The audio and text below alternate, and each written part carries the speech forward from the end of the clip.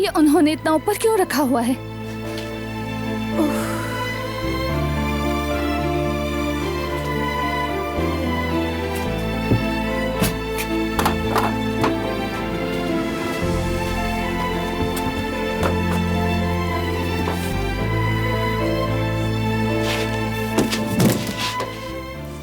गिर जाओगे, नीचे उतरो।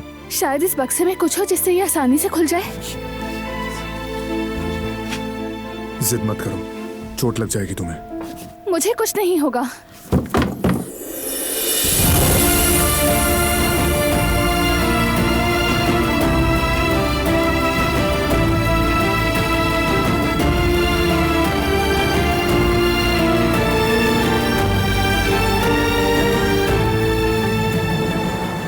क्या हो जाएगा अगर कभी मेरी बात सुन लो?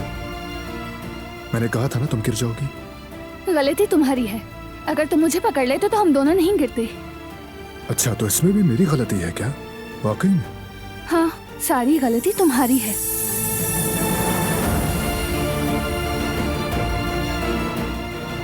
हाँ, ये सब मैंने किया है। मुझे कुछ हो जाता तो गलती तुम्हारी होती। तुम अगर उस कुर्सी पर खड़े होकर इतना ना हिलती तो ये गिरती ही नहीं।